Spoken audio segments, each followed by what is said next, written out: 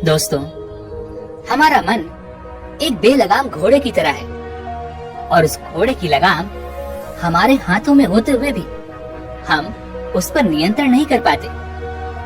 यदि हम चाहें तो इस बेलगाम घोड़े को अपने नियंत्रण में करके हम इससे जो चाहे वो काम करवा सकते हैं, और अगर हम चाहें तो अपनी लगाम उस घोड़े के हाथ में देकर अपने मन को यूं ही भटकने के लिए छोड़ सकते हैं। यहाँ पर देखा जाए तो दोनों ही परिस्थितियाँ हमारे हाथों में हैं, अर्थात हम पर निर्भर करती है। जो भी इच्छा हमारे मन में उठती है उनके पीछे कहीं न कहीं हम स्वयं ही होते हैं। आपने देखा होगा कि कभी कभी कोई बात आपको बड़ी ही सरलता और सहजता से समझ में आ जाती है, लेकिन कभी कभी कोई आसान सी बात भी आप समझ नहीं पाते। लेकिन अगर हम ऐसी कोई तरकीब सीख लें जिससे हम अपने मन को खाली कर सकें, तो हम अपने मन के अंदर कुछ ऐसे विचार डाल सकते हैं जिससे हम अपने मन की इस बकबक को शांत कर सकते हैं। जिन विचारों का सैलाब हमारे मन में चलता रहता है, असलियत में वही हमारे दुखों का सबसे बड़ा कारण होते हैं। फिर वो कोई भी बात क्यों ना हो या कोई भी वस्तु क्यों ना हो, वह हमें बाद में दुख अवश्य देती है, लेकिन उससे पहले हम उन विचारों में खुद ही दुख भोग रहे होते हैं, और उन दुखों का कारण सिर्फ और सिर्फ हमारे विचार होते हैं। इसलिए यदि हम अपने मन की बकबक को शांत करना चाहते हैं तो हम अपने आप से नहीं कर सकते। ना ही कोई ज्ञान या कोई ऐसा उपदेश है जो हमारे मन की बकबक को शांत कर सकता है, लेकिन हमारा मन एक कहानी के माध्यम से ये जरूर समझ सकता है कि अपने मन की बकबक को किस प्रकार शांत किया जा सकता है। इसलिए आज की कहानी अंत तक जरूर देखिएगा और आप ये जरूर समझ जाएंगे कि आपके मन की इस बकबक को आप किस प्रकार शांत कर सकते हैं। एक समय की बात है, एक नगर में एक युवक रहता था। उसका नाम सुमन था। उसे एक बहुत ही बड़ी समस्या थी, और वह यह थी कि उसका मन कभी एक जगह पर लगता ही नहीं था। उसका मन कभी एक जगह पर टिकता ही नहीं था। उसका मन लगातार यहाँ से वहाँ भटकता रहता था। उसके मन में हर समय कोई न कोई नकारात्मक विचार चलते ही रहते थे। उसके मन की बकबक कभी शांत नहीं होती थी।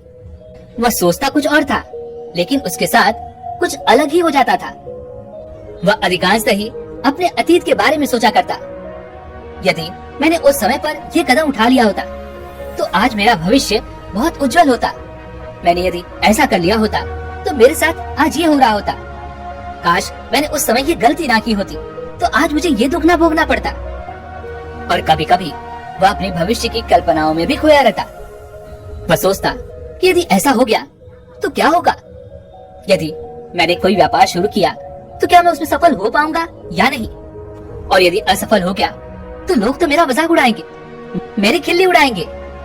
ऐसे ही कई प्रकार के नकारात्मक और असफलता से भरे हुए विचार उसके मन में आते रहते थे। सुमन हमेशा ही अपने विचारों में खोया रहता था। वह अपने विचारों से मुक्त होना चाहता था, लेकिन वह चाहकर भी अपने मन के इन विचारों से मुक्त नहीं हो पा रहा था। वह चाहता तो था कि उसके मन में ऐसे कोई विचार ना आए, लेकिन उसके चाहने से कहाँ कुछ होने वाला था, क्योंकि उसके मन में जो विचारों का सैलाब था वह तो लगातार बढ़ता ही जा रहा था। एक दिन वह अपने मन के विचारों से परेशान होकर एक पड़ोस के गांव में पहुंचा, जहां पर एक बौद्ध भिक्षु सभी गांव वालों को ये उपदेश दे रहे थे कि वह अपने मन को किस प्रकार से अपने नियंत्रण में कर सकते हैं, किस प्रकार वह अपने मन को समझ सकते हैं और किस प्रकार उस पर काबू पा सकते हैं। सुमन ने जब यह बात सुनी तो वह बहुत प्रभावित हुआ। वह भी उस गांव वालों की भीड़ में जाकर बैठ गया और उन बौद्ध भिक्षु के उपदेश के खत्म होने का इंतजार करने लगा। देखते ही देखते कुछ समय बाद उन बौद्ध भिक्षु ने अपना उपदेश समाप्त किया। सभी लोग वहाँ से जाने लगे। तभी सुमन उन बौद्ध भिक्षु के पास पहुँचा और सुमन ने उन बौद्ध भिक्षु को अपने जीवन में घटी हर घटना के बारे में बताना शुरू किया। वह उन्हें ये भी बता रहा था कि उस घटना ने किस प्रकार उसके दिमाग और उसके मन पर एक गहरा और बुरा प्रभाव भी छोड़ा है। सुमन उन बौद्ध भिक्षु से कहता है, हे गुरुवर, बचपन में मैं बहुत ही निडर बच्चा हुआ करता था। मुझे किसी चीज का कोई डर नहीं था। ना तो मैं किसी काम से डरता था और ना ही मुझे कोई परेशानियां होती थी, मैं हर कोई काम बड़ी आसानी से कर लेता था। मैं उसके परिणाम के बारे में कभी नहीं सोचता था और ना ये सोचता था कि काम अगर मैं ना करूं या मैं उसमें असफल हो गया तो लोग क्या कहेंगे। और इसी आत्मविश्वास के कारण मैंने अपने परिवार और कुछ रिश्तेदारों से कुछ रुपए उधार लिए और उससे एक नया व्यापार शुरू किया। लेकिन वे सभी पैसे देने से पहले मुझसे एक ही बात कह रहे थे, बेटा मेरी बात सुनो, इस व्यापार में तुम्हें अधिक मुनाफा नहीं होने वाला। ये व्यापार तुम्हारे लिए नहीं बना, तुम कोई और काम क्यों नहीं कर लेते। सभी ने मुझे बहुत समझाया, मुझे रोकने का बहुत प्रयास किया, लेकिन मैंने उनकी एक नहीं मानी। मैंने सभी से पैसा लेकर अपना व्यापार शुरू किया और जैसा कि सबने कहा था ठीक वैसा ही हुआ। मुझे उस व्यापार में हानि का सामना करना पड़ा, मुझे बहुत बड़ा नुकसान झेलना पड़ा और उसके बाद मेरे पास जो भी पैसे थे वो सब खत्म हो गए। एक तो मैं पहले से ही अपने व्यापार के नुकसान में जाने के कारण बहुत चिंतित था, परेशान था। उसके बाद मेरे घर वालों ने भी मुझे परेशान करना शुरू कर दिया। वह मुझे डांटने लगे, फटकारने लगे, तरह तरह की बातें सुनाने लगे। मेरे घर वाले मुझसे कहते, बेटा मैंने तुमसे पहले ही कहा था ये व्यापार तुम्हारी बस का नहीं है, लेकिन तुमने मेरी एक नहीं मानी। अब देखो ये क्या हो गया। उन सब के ताने सुन सुन के मैं तंग आ चुका था। मेरा मन अब बहुत परेशान हो चुका था। मेरे मन में तरह तरह के विचार चलने लगे थे और यहाँ पर कब क्या हो रहा था मुझे कुछ भी पता नहीं चल रहा था। कुछ देर बाद जब मुझे उस गलती का एहसास होता तब मैं सोचता कि मैंने क्या कर दिया, ये मुझसे कैसे हो गया, अब मैं क्या करूं। देखते ही देखते मेरे मन के विचार मुझ पर इतना हावी होने लगे कि मैं अपने ऊपर काबू भी नहीं कर पा रहा था। मेरे विचार मुझे बहा कर ले चले जाते और मुझे उसका एहसास तक नहीं होता। और जब मुझे उस बात का एहसास होता तब तक वक्त बीत चुका होता और यही क्रिया अब हर रोज होने लगी थी। मैं चाहता था कि मेरे मन के विचार शांत हो जाए, मेरे मन में इतने विचार ना आए और जब मैं चाहूं तभी मेरे मन में विचार आए। लेकिन मेरे चाहने से कुछ भी नहीं हो रहा था और मैं अब बहुत परेशान रहने लगा था। मैं कभी अतीत में तो कभी भविष्य में खोया रहता, लेकिन मेरा वर्तमान पर तनिक भी ध्यान नहीं था। उन बौद्ध भिक्षु ने सुमन की सारी बातें ध्यान पूर्वक सुनी और उसके बाद वह सुमन से कहते हैं, भंते किसी भी समस्या का समाधान तभी निकाला जा सकता है जब हम उस समस्या की जड़ तक पहुंच जाएं और उस समस्या के बारे में अच्छी तरह समझे, अच्छी तरह जाने।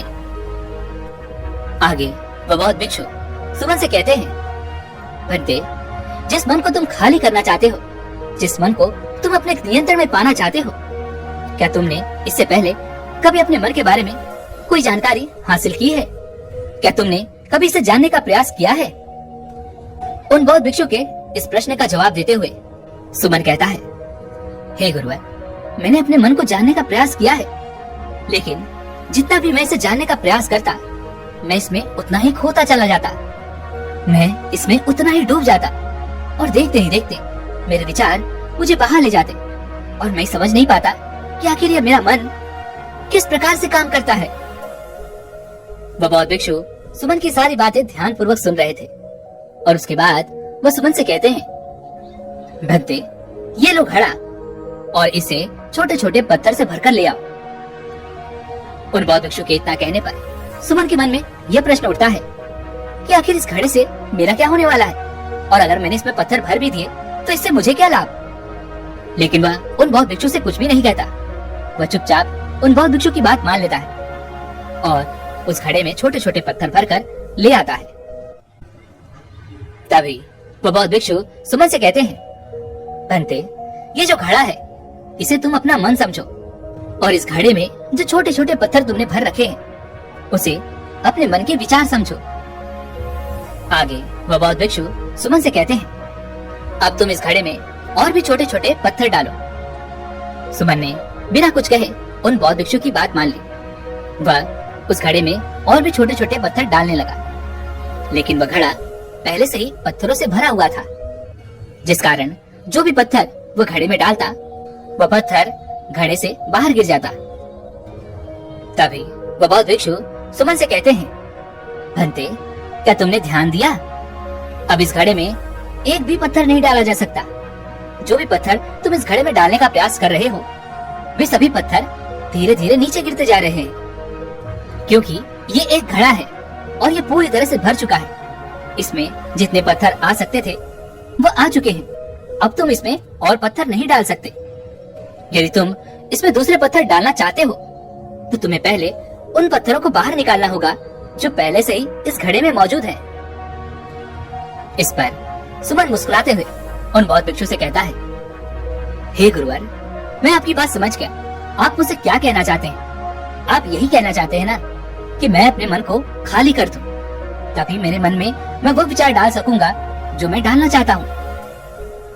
इस पर वो बौद्ध भिक्षु मुस्कुराने लगे और सुमन से कहते हैं, भंते, पहले मुझे मेरी बात तो पूरी कर लेने दो। पहले मेरी पूरी बात तो सुन लो। उसके बाद वो बौद्ध भिक्षु सुमन से कहते हैं, भंते, हमारा मन इस घड़े के बिल्कुल विपरीत है, क्योंकि घड़े को तुम पत्थर से भर सकते हो, लेकिन तुम अपने मन को विचारों से कभी नहीं भर पाओगे, क्योंकि मन तो हमेशा खाली ही रहता है। उसमें तुम कितने भी विचार क्यों न डालते जाओ, लेकिन वह कभी नहीं भरने वाला। यह सुन सुमन बहुत आश्चर्यचकित हुआ। उसे समझ में नहीं आ रहा था कि आखिर ये बौद्ध भिक्षु कहना क्या चाहते हैं। तभी सुमन उन बौद्ध भिक्षु से कहता है, हे गुरुवर, एक तरफ आप कह रहे हैं कि हमें अपने मन को खाली कर देना चाहिए, और दूसरी तरफ आप ये कहते हैं कि हमारा मन तो पहले से ही खाली रहता है। तो फिर हम अपने मन को क्यों खाली करना चाहते हैं? अगर हमारा मन पहले से ही खाली है तो हमें अपने मन को खाली करने की आवश्यकता ही क्या है? तभी वो बौद्ध भिक्षु सुमन से कहते हैं, मैं तुमसे जैसा कह रहा हूँ तुम वैसा करो, और आखिर में तुम ये समझ जाओगे कि आखिर मैं तुमसे कहना क्या चाहता हूँ। इतना कहकर वो बौद्ध भिक्षु सुमन से कहते हैं, भंते, अब इस घड़े में से सारे पत्थर एक एक करके बाहर निकालो। सुमन ने बिना कुछ कहे उन बौद्ध भिक्षु की बात मान ली और वह उस घड़े से सारे पत्थर निकालने लगा। देखते ही देखते कुछ ही समय में वह घड़ा पूरी तरह से खाली हो गया था। तभी वह बौद्ध भिक्षु सुमन से कहते हैं, भंते, तुमने देखा कि तुमने एक एक करके आखिरकार इस घड़े को खाली कर ही दिया।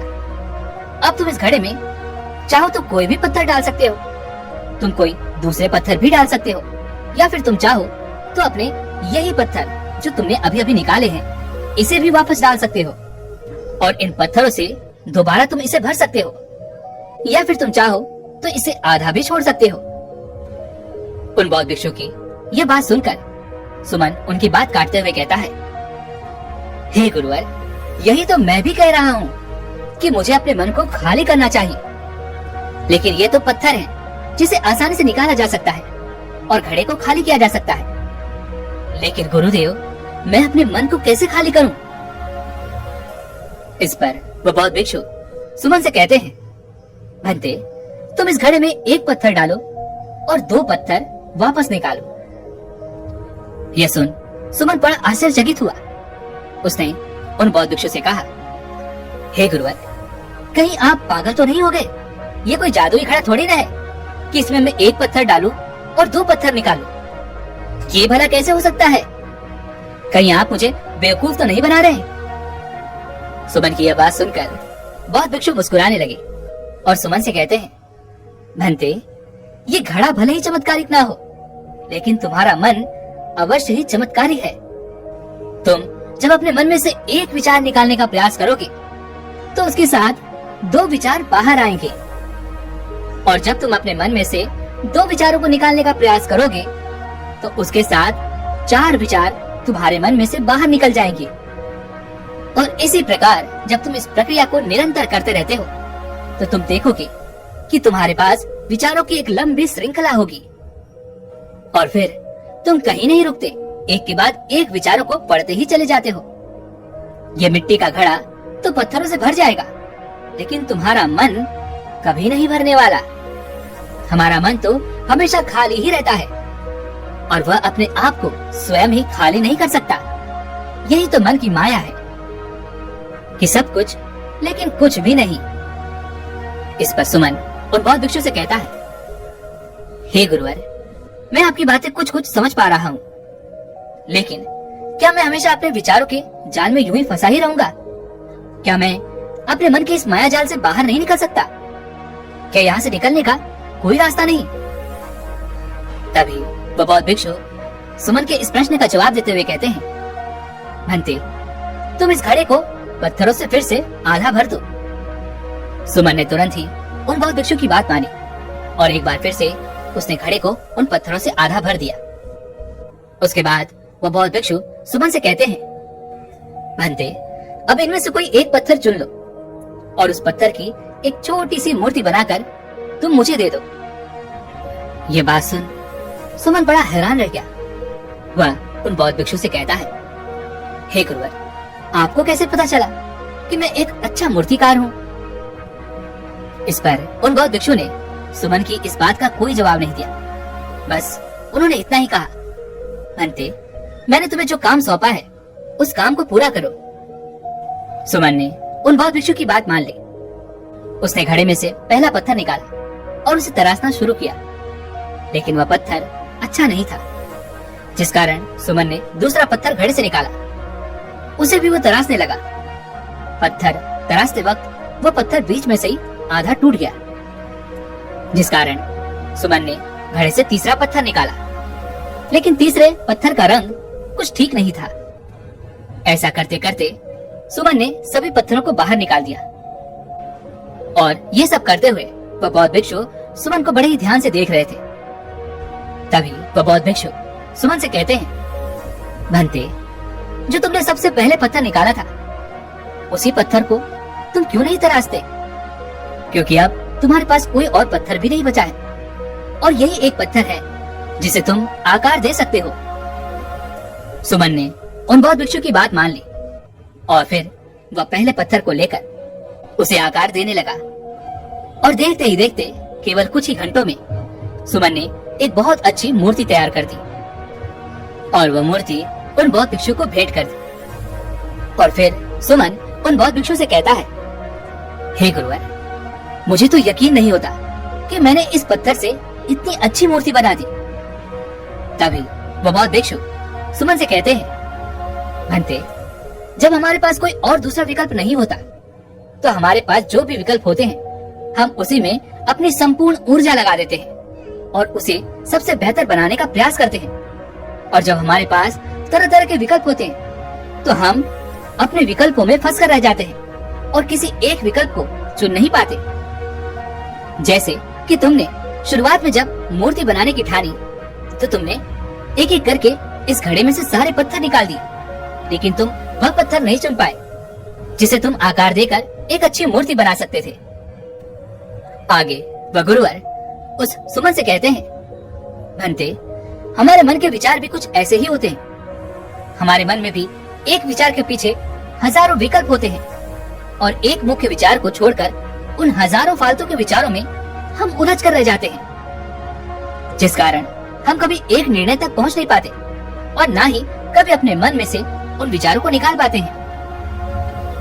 इस पर सुमन उन बौद्ध भिक्षु से कहता है, हे गुरुवर, मुझे आपकी बातें समझ में आ रही हैं, लेकिन मुझे ये समझ में नहीं आ रहा कि अब मुझे क्या करना चाहिए। कृपया करके मेरा मार्गदर्शन करें। तभी वह बौद्ध भिक्षु मुस्कुराते हुए सुमन से कहते हैं, भंते, मन को खाली करना कोई एक दो दिन की प्रक्रिया नहीं है, बल्कि इसमें लंबा समय लगता है। तो क्या तुम इस प्रक्रिया के लिए तैयार हो? सुमन हाँ में सर हिलाते हुए कहता है, जी गुरुदेव, मैं पूरी तरह से तैयार हूँ। चाहे ये कितनी भी लंबी प्रक्रिया क्यों ना हो, इसमें मुझे कितना भी समय क्यों न लग जाए, लेकिन मैं अपने मन को खाली करके ही रहूंगा। तभी वह बौद्ध भिक्षु सुमन से कहते हैं, भंते, सबसे पहले तो तुम यह समझ लो कि मन हमारा दुश्मन नहीं है। हमें मन से कोई चीज निकालनी नहीं है। ये ख्याल ही निकाल दो कि तुम्हें मन को खाली करना है।